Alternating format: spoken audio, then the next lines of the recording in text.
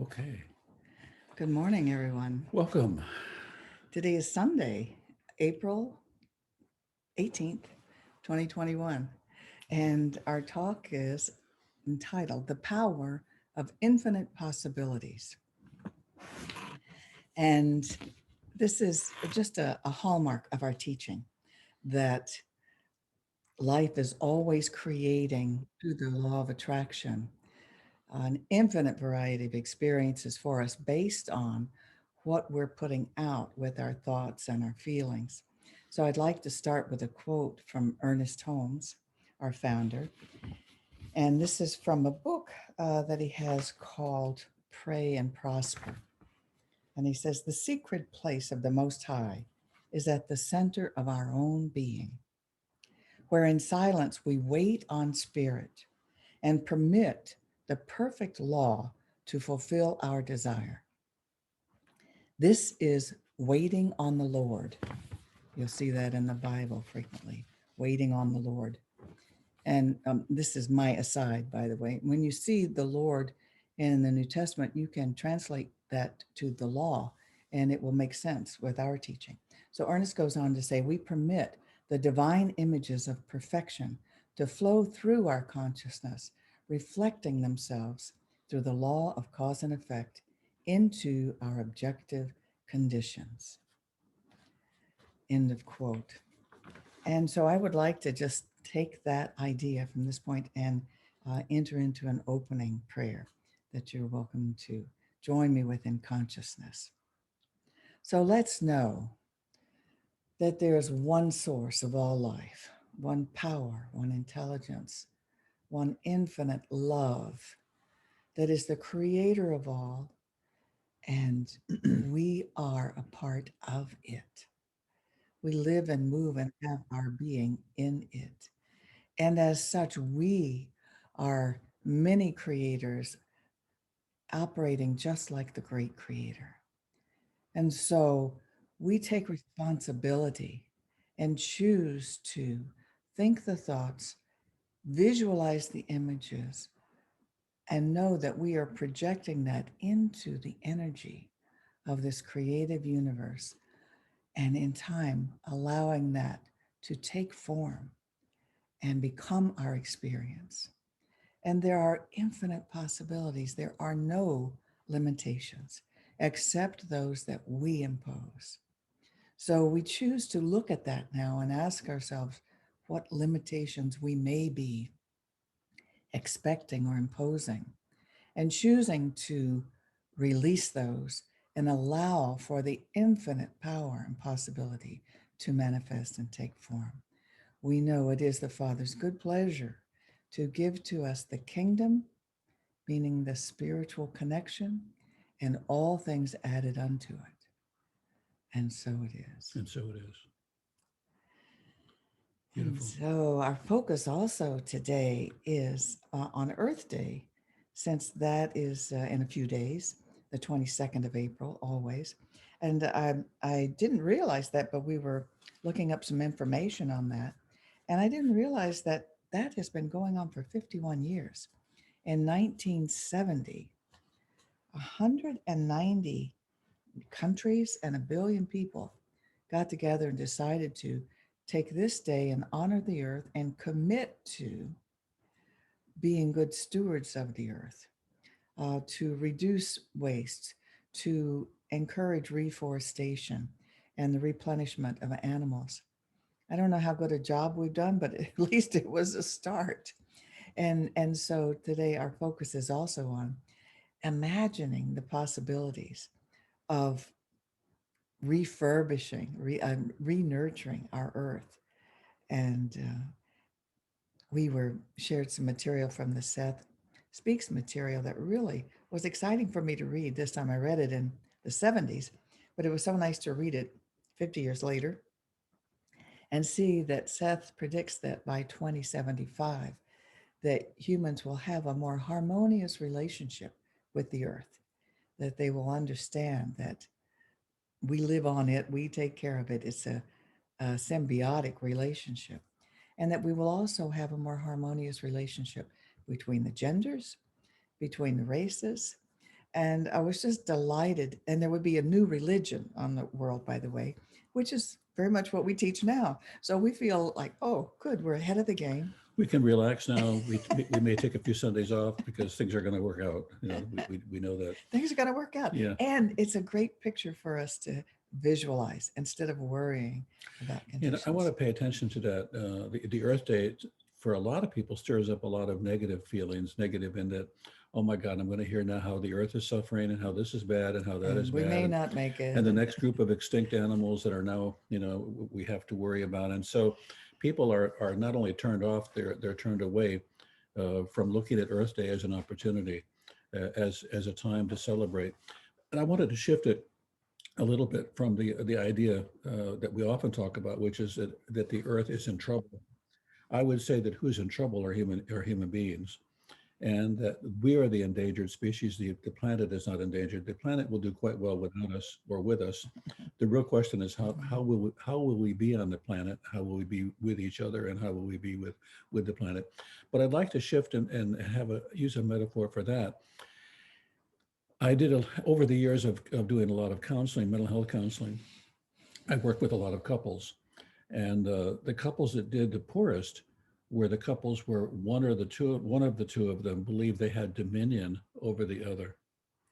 And the dominion they felt they had was, I'll be your caretaker. I will tell you what you need. I will fix and repair. And I will also order you around as required by whatever I happen to have in mind. And in my experience in doing lots and lots of counseling, that never works. And so looking at that, if What do women want? yeah, really. So I have dominion over my wife, which means I will tell her what her needs are. I will tell her what my needs are, which she needs to listen to, and she needs to obey on under all conditions. And she's mine to do with as I choose. And why isn't she happy? But when you think about the I Earth, have her on a pedestal. exactly, and I tell her that she's really valuable over there, not over here, and a little taller, a little In the more house, not outside. with right makeup and push up, not lift down. Um, I give her the rules, and she acts out against them. Well, that's exactly what our relationship has been for a very long time with the Earth. And the Earth then has its own response, which is, I'm not happy with you. I am not going to behave according to your idea of dominion. I will demonstrate to you what a volcano looks like, an earthquake looks like, a tornado looks like, a hurricane looks like, and a flood looks like. And if you don't get it, it's more than that you're not insured. It's that your consciousness isn't aligned with the reality that we're in this together, and how we make this thing work together is going to have a great impact on whether you get to survive. So I would say that Earth Day is an opportunity to look at whether we want to be on the planet and whether we want to be in relationship with the divine and with everything that the divine has created that we have an opportunity to share with, or whether we choose to be out of it. I mean, I think it's really very, very telling that we heat up ideas, and then the temperature of the earth heats up, and we wonder what's wrong with the earth. I think, if you've ever been in an argument with somebody, usually just before the argument gets really rolling, you notice that there's a heating up, and there can be a couple of hurricanes or even a tidal wave in the conversation. And that tidal wave and that energy, so where'd that come from? It came from your having incited the situation. It came from your having stirred the pot to the point where now there's going to be a reaction. So what we have is a really wonderful relationship with the earth, where within literally seconds, we get feedback from the earth that the earth is happy or not happy. And what we need to be able to do is to treat that relationship with not an idea of dominion, but an idea of being in an intimate relationship. What are your felt needs? What is it that we can do to support, encourage, and empower you to be all that you can be? And how can you work with us the same way? Think about medicine. That's so much of the medicine that we use right now, although it looks like it was created by pharmaceutical companies, is actually a derivative of a natural Plant. plant. And so the plants have been healing us, and we have been ruining the soil. It's like, really, how does that work? And treating them as Yeah, weeds. we will put poison on the soil, but we sure want to have the herbs that the soil produces that we can have for healing. I mean, when was the last time you poisoned somebody you loved and then asked them to fix breakfast or dinner and expected it to be nourishing? I mean, it's really an amazing dilemma that we're in. So what I want to share most is that we have a relationship with the planet that's much like our relationships with people we love. And how would we treat them, and how would we expect to be treated by them? Yeah, I think a lot of damage has been done just with that word in Genesis, Mm. that man had dominion over What the land. an arrogant posture And to it could have. be a translation error too. We don't know exactly what the What original an word arrogant was. translation. But uh, when you think about that, when you say I have dominion, the position you have is already putting the other person in the one down position. I noticed this one. I'll post something that I've written that says, "That's very good, Bob." Well, thank you for making that judgment. And why don't you tell me what you think of it in terms of how you feel about it? Rather, that was good. The other one wasn't so good. Wow, that's wonderful that you have been endowed with this ability to know good from not so good. But we do that to the earth all the time. That's good, plants. You're doing a good job. so I'd like to share with you something that we saw on a documentary, The Earth, I think Yeah, it's called. Uh, in Attenborough, and they were showing, yeah, David Attenborough was the narrator. who's now 144 years old and still doing his job. And it was about Chernobyl. And, Chernobyl Amazing. happened in 86, I think he said. And it's not going to be safe for humans to live there for 25,000 years. That's quite a while. That's a few It's years, longer than any yes. lease. And, they had all those apartment buildings that all the people lived in, and it was just abandoned, of course, immediately. But interesting, in just a matter of about 20 12 years. to 20 years, the animals are living there, and they seem to be doing fine. We saw rabbits, we saw foxes, we saw little Deer, wolves. some critters I didn't even know. And even the wolves came back, and he said the wolves they're the hierarchy, the top of the hierarchy, as far as predators are concerned, and they wouldn't return if there weren't plentiful animal life there. So, and they seem to be doing fine. Bob said probably because they have a shorter lifespan. But it was, and the foliage, the trees, the vines are overtaking the buildings. The trees are growing up all over. So it's like nature seems to be doing just fine, even though we've made it poisonous, or humans have made it poisonous for other humans for 25,000 What years. was so interesting in watching that is there were no sounds that the forest made. There were no sounds that the animals made. They were just simply had taken over Chernobyl. Yeah. And everywhere you looked was nature. Now, part of what I learned was that the animal's life cycle is short enough that the animals don't die from cancer. They're actually able to reproduce and have and continue on in spite of the fact that obviously the environment is not good. They don't live long enough to have the outcomes that human beings have. But to think about the nature will not only survive, it will thrive. It doesn't need us to be able to do that. In fact, in spite of us, is doing that.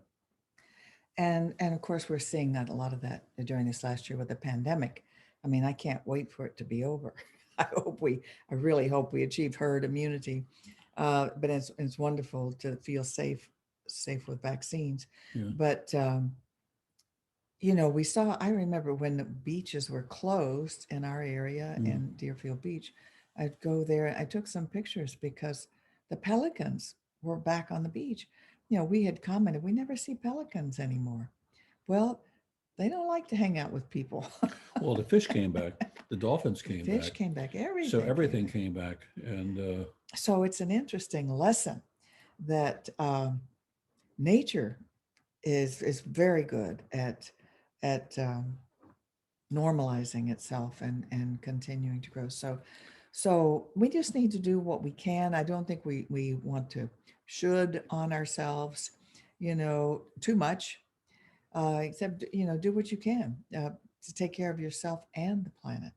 But I want to go back to this concept, if I could, of the infinite possibilities. I've got another quote, a Bible quote from Isaiah, because this goes back to this waiting on the Lord, and we think of that as a waiting for the law to fulfill your desire.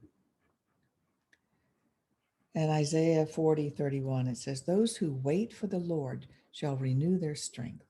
They shall mount up with wings like eagles. They shall run and not be weary.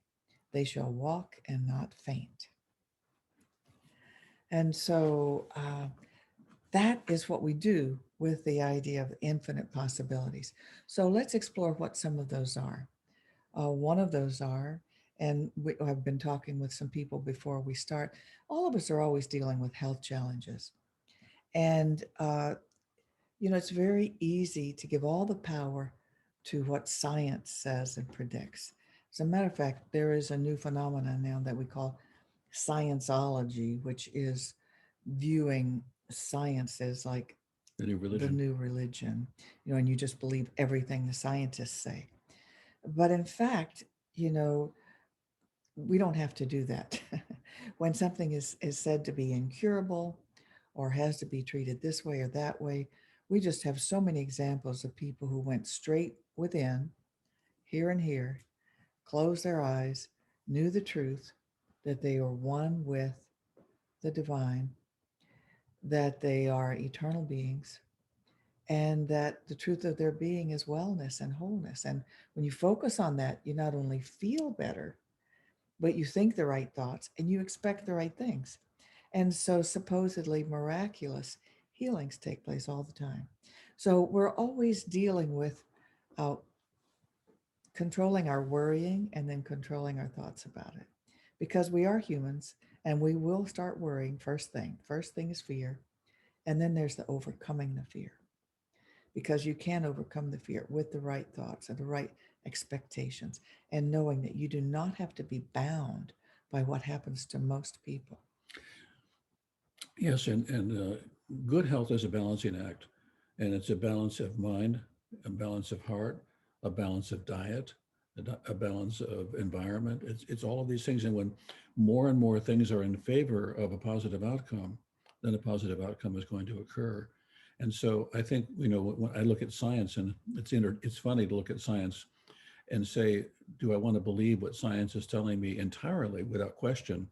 When I look back 50 or 60, 70, 100 years ago, back when we did bloodletting and a variety of other Yeah. procedures, which were state of the art. There was not a lot of art in it at that time, but it's changed. So what science is really something that I think what science and religion have in common, or it would be fine if they did, uh, is the inquiry, the process of inquiry. And really, when you have a religion, what you have is an opportunity to ask questions and to look more deeply into the nature of our own nature. And what you have in science is the ability to do the same thing. And science, at its best, does not work with a conclusion, it works with an hypothesis, and then it moves in the direction of a conclusion. In fact, there's never any answers in Mm-hmm. science, there's always better questions. What if we Mm-hmm. practice our spirituality as if there's never a sure thing? There's always an ongoing process of opening and awakening. And I think the hardest thing for me, at least, with a lot of religious people that I meet, or the hardest people for me to deal with in the religious arena, are the people who say, "This is how it is. There aren't any questions. Just accept it, and that's it." And it goes against everything I think that uh, helps us become richer, more complete human beings, which is to ask questions and to inquire into. So I would invite you to inquire into your own nature and ask yourself, are you addressing your problems with the kind of mental attitude and the kind of mental process you think will serve you? Or are you simply living by rules that have nothing to do with you, that simply are hand-me-downs? And I'd like to go back to this infinite possibility idea with something that I read recently in the 365 book that I love that is book. Ernest Daily Treatments. But he says that when we say that we are in God or a part of it, it kind of makes us, much less than. And most human beings that would say, who believe in God would say, well, that's as it should be. But he says, but we are it. Mhm. We are that in human form. And so he said to say that we're in it or part of it kind of diminishes our own creative ability. We are here to create and experience the infinite. And we see our people demonstrate this all the time by by going far beyond the bell curve of what's expected with certain challenges that they're given and conditions that they're given. Because when they then think of the, well, what would I want to happen? That is that is the focus of creativity that then is allowed to manifest. And so we are that. And you know, I fall into that also. Well, not all of God, I'm just part of God. That's true, but it's like the same power, the same essence is there for us. You know, God didn't say, well, you know, you're my creation, but you can just have a tiny bit of my power. And the opportunity to choose different ways, it became clear to me the other day when we were on I-90, and Judith went into GPS and said, "What is the best way home?" And it said, "Oh, well, there's at least three different ways. This one will save you 5 minutes. This will save you 10 minutes. This is the best way home." And the message was real clear to me. You can choose your destination. You can also choose any number of ways to get to your destination, which will include different things, some of which you may or may not want. Mm. And you get to choose that. There's more than one way to get to where you want to go, and you get to decide, and you get to bring your whole self as a part of that. We chose the one that was going to be the quickest, which wasn't that quick. And and then the question is, how can I be on the journey as opposed to in my mind evaluating how quickly I will be at my destination? And so a real challenge for all of us is, how can I be more a part of the journey and less a part of getting to my destination? Yes, and thank you about that journey thing. And also, uh, you know, what I haven't addressed is, well, what happens when you don't get what you want? What happens when everything falls apart and the worst case We'll talk about that next scenario week. happens? And that happens. And so it happens sometimes, and it Yeah. happens to us, and it happens to all people in our belief system. But the you just make the best of it and go on and continue visualizing better outcomes in the future. A really critical part of that is not to have to make it into a story of win or lose or good or bad. Right. What did I do wrong? Right. That's Or the maybe wrong this is a question. lesson for me. I know the universe is trying to teach me something. It's just a flat tire. Just change the tire. No, no, no. This is, I don't It want to means change the tire. something. I want to understand why it went flat. What was I thinking that my Yeah. tire went And flat? so fix the thing that's broken and go on and make as little of it as you can. If it keeps happening, you'll probably learn that new tires are better than old ones, and you'll make some changes. But I think one of the things I see most often is people have to turn everything into a lesson that has a message for them. And it's great to be a storyteller, especially if you can sell your books, but it's really not so valuable when it comes to, what do I need to do and how can I proceed without having to have a story to justify it. Yeah, because we are humans and we are here, excuse me, for a limited time. And and people make their transition. We know that there is eternal life, but we lose loved ones. And that's very painful and very hard. Yeah. And it's part of life. It's part of what what we signed up for. And so, you know, we just have to accept that that's all good too, because there's a great, rich life on the other. As a matter of fact, it's a lot like going home to your greater self. So it's really not the tragedy that we make it, but none of us want to experience it or have our loved ones leave us. I have a hole in me. You do, I know, light. Your light being, Yeah, Bob. yeah. Whew. I don't want to go yet. I want to stay a little longer. Okay, it's time for us to wrap this up now. Yeah, And I got that message. It's starting to, I was starting to fade. and so we'd like to take this opportunity to invite you all to take this opportunity to participate in your own prosperity by sharing some of your good. So I'm going to do a screen share right now to, We're going to try to. There we go. You're going to do it. there we go, to Wow. show you our web page here, which is if you, oops, if you go to cslpalmbeaches.org, these are the buttons and this way to donate. We'll show you ways that you can donate to our center. And right now, I would like you to say with me this affirmation for your own prosperity.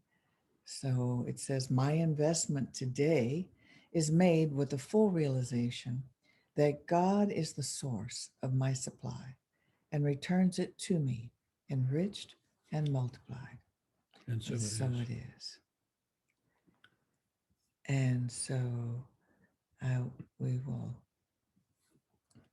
now stop the recording.